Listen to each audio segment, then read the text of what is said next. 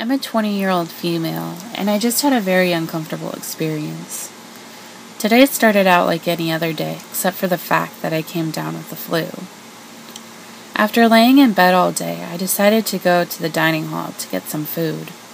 I live on a college campus, and so I have to leave my room and walk to the dining hall. No biggie.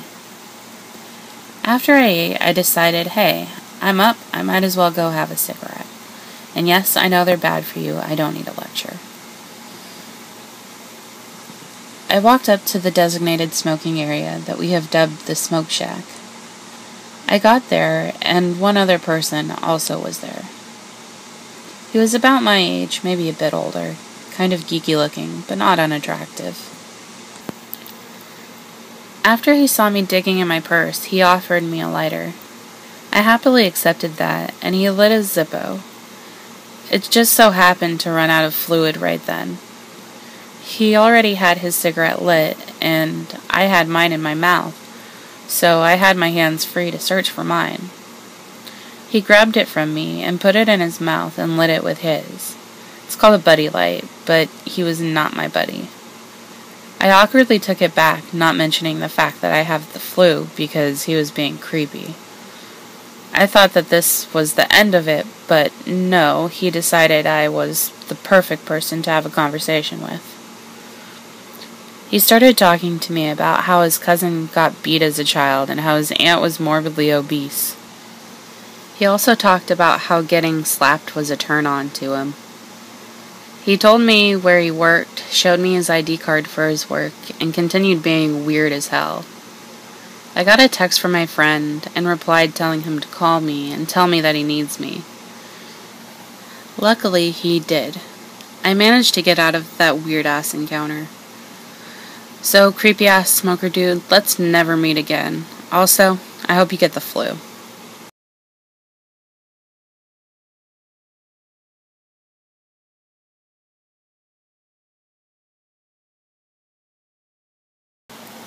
Johnny's Pizzeria is a half block from my house, and Wednesday is cheap pizza night. I live alone in an okay neighborhood, a few miles outside a rough but improving city. On many a Wednesday, and then Thursday and Friday, I have some pizza. I usually walk to get the pizza, but it was raining that night, so I drove the half block. The only patron inside was about 5'7" with dark hair and a slight build. American Psycho's Patrick Bateman without Christian Bale's build or looks. Or personality, I reckon, since I watched him awkwardly engage an employee. He asked him if he had seen Hateful Eight with the break in the middle. He asked him a few times about the break, but never using the word intermission, and the employee looked a bit confused. The guy behind the counter said he saw it on a website with no intermission. I thought maybe Mr. Bateman was a friend of the employee. He said he was moving to LA in June to pursue a career in stand-up. Based on the counter guy's lack of reaction, I didn't think he knew him. I was bemused but avoided eye contact with Bateman. My desire was for cheese, pepperoni, mushroom, red sauce, and dough, without the crazy. Bateman bought a cookie, and the woman at the till rang him out and told me my pizza was finishing up in the oven. So I sat at the booth nearest the counter, and Law & Order's theme song and title credits blared out of the sole large TV in the place. Cookie in hand, Bateman sidled up to the booth and said, "You know, these special crime unit cases, they're all anal crimes. Like crimes involving people getting anally raped." I was aghast. I saw the mental illness in his eyes. Bateman sat uninvited at the narrow booth. Our knees knocked. He offered me some of his cookie. "No, thank you. I don't want any of your cookie. You bought it. It's yours." I wanted my pizza, goddammit, not a cookie. Bateman stands up and says, "Don't be such a creep. You don't want any of my cookie? That's fine." He then awkwardly staggers around the room, looking for anyone else to engage. The staff are busying themselves. I am his only victim. So, what's your favorite band? Sir, don't take it personally, but I just don't want to talk to you. He hovered around the joint, pacing around, standing in front of the exit. I thought he was going to stand there to be an obstacle after my food was done. Then he moved after another patron came in. Apparently, Mr. Bateman ordered a chicken taco, and it arrived. Thankfully, he left to eat it. I kept an eye on the ovens and the parking lot to see where he went to. When my pizza was done, I asked the woman at the till whether she knew him, and told her I was disturbed by my interaction with him. She said no, but that earlier a man had come in, ate the sugar packets, and bummed a slice from a family eating there. Typical junkie behavior. I said it must be a full moon, and thanked her. I saw that he was at the edge of the parking lot, looking out toward the road, far enough away that I could safely get into my car. I did, and pulled out, and saw him staggering up the sidewalk toward my house. He was looking at the houses along the way. When I passed him, he spun around to look at my car. I drove around the block and realized, because I was only going to be out for 5 minutes, and I'd be coming back home with a pizza box in hand, I didn't lock the front door, and I had left my phone at home. When I came back around the block, he was still on the sidewalk near my house. It was raining out. Mr. Bateman was, to all appearances, mentally ill. What if he was looking for a house to seek shelter? What if he was trying the doors to get in? I went to my cousin's house and called the non-emergency line for the police and gave a description of the man, and asked that they come to my house to make sure it's secure. The dispatcher said at the end of the call, 2 things. 1, always lock your door, even if you're just going to Johnny's. 2, I hope you got the breadsticks, 'cause they're great. What if it hadn't been raining and I had walked? Anal Mr. Bateman, let's not meet again.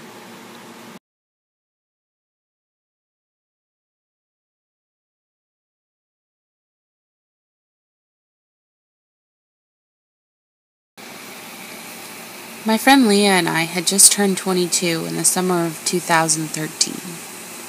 We were recent grads, and our main goal was to enjoy the beautiful weather while it lasted. As some of you may know, summers in New England are coveted as New Englanders spend most of the year battling snow. One day in July, we planned a trip to Nantasket Beach to kill some time and get a tan before we went out that night. Nantasket Beach is sometimes called Nantrasket for the crowd it draws. Lots of sketchy folks, but honestly, nothing that would have ever kept me from enjoying some sun and sand. We had a great day. The weather was perfect, people watching was fascinating, and once we started to get burnt, we decided to head home. It was around 6 p.m. when we started packing up, and I noticed that the beach had cleared out for the most part.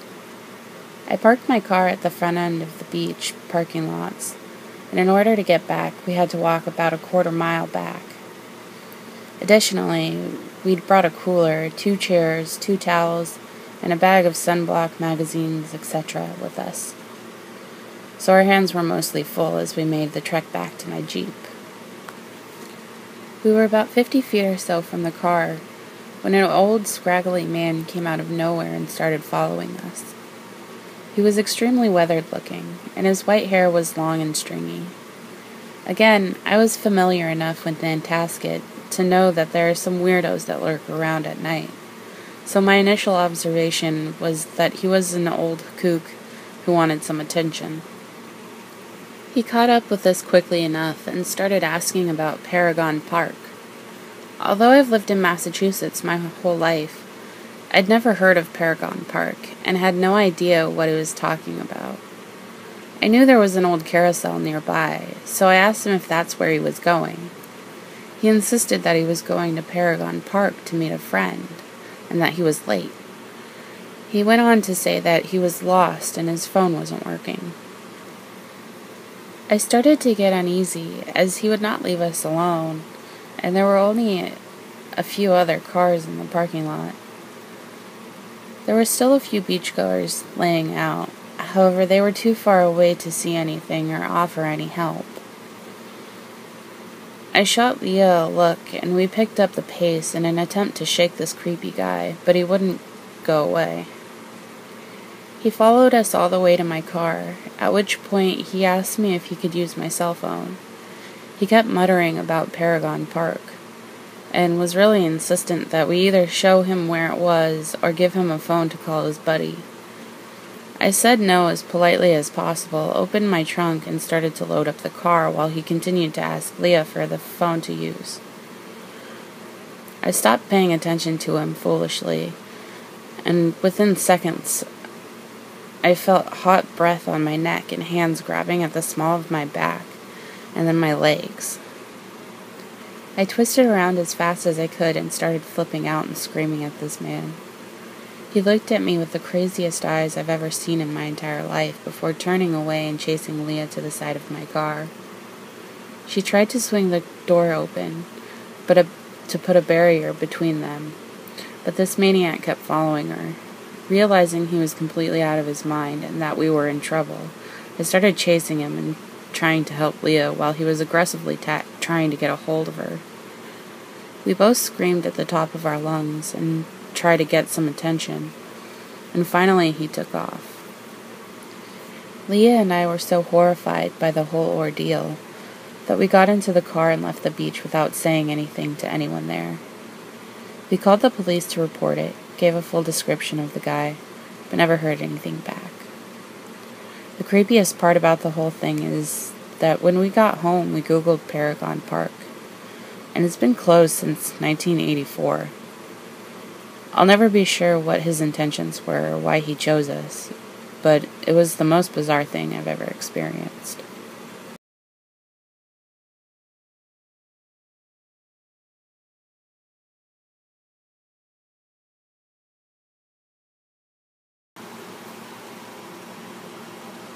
I grew up in a very small Wisconsin town with a lot of strange folk. I'm a petite female, and I was living with my father and my younger sibling in an average home in the town at the time. My grandparents frequently came over for shared dinners. I was a senior in high school, and for my final semester, I was able to leave school an hour and a half earlier than usual twice a week.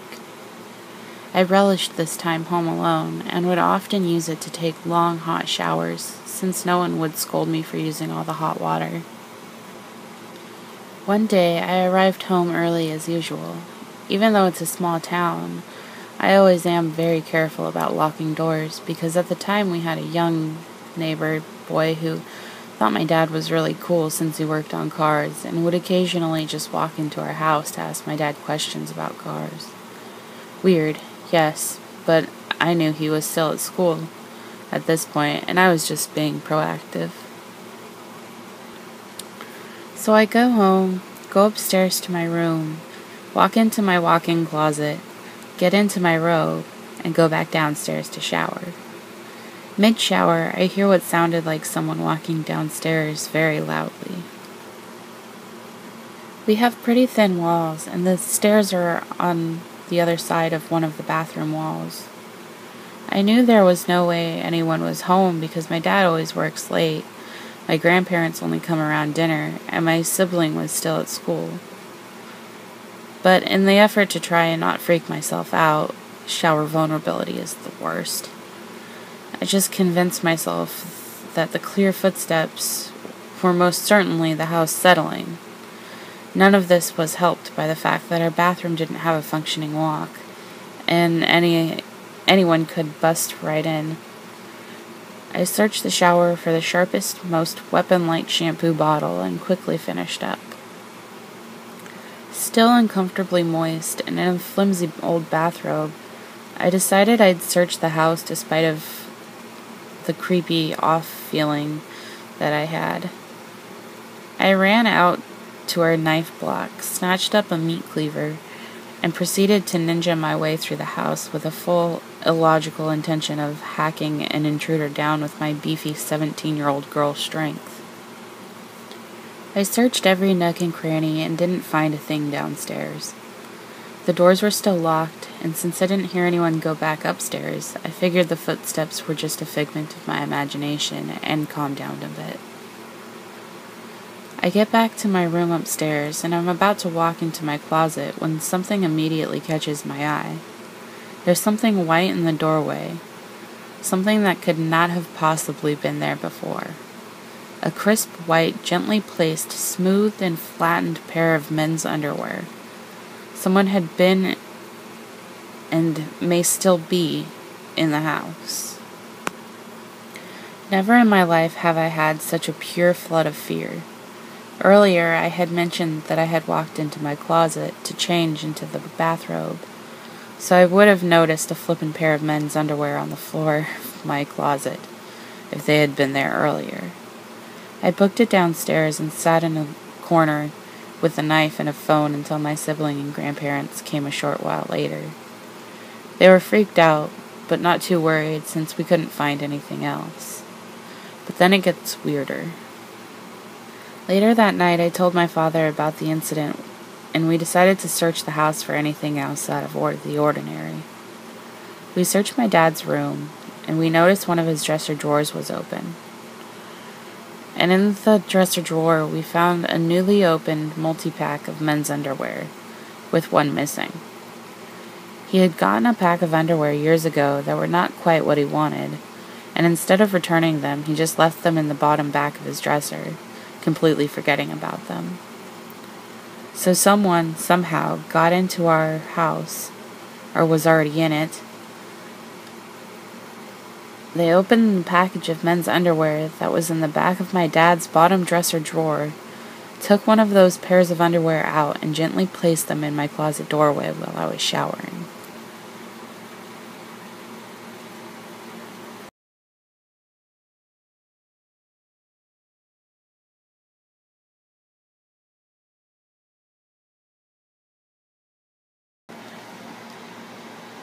I am in my mid-20s and consider myself to be a pretty small woman, both in height and weight. I've never taken any self-defense classes and would be in big trouble if someone were to attack me. At present, I live in a suburb outside of Boston with 2 other young female roommates. We live in a condominium complex that has roughly 200 units, and our condo happens to be in the back furthest corner of the grounds. We are the last unit in a row of 10, with woods to our left and back. The area that we live in is widely regarded as our high crime area, a sketchy part of town, but I was never genuinely concerned about my safety until one night in October 2015. I had just flown back to Boston from a work trip in Tampa, Florida. My flight arrived at Logan Airport around 10:30 p.m., and between gathering my luggage and car, I didn't make it back to my apartment until midnight. I locked my car, grabbed my suitcase, and headed inside to an empty apartment. I wasn't worried about staying in the condo alone, as it was a pretty typical situation. My 2 roommates were often working late or staying with their boyfriends. As always, I locked the screen door, then the wooden door, and felt like that was enough protection from the outside world. I was greeted by my cat and went to my room.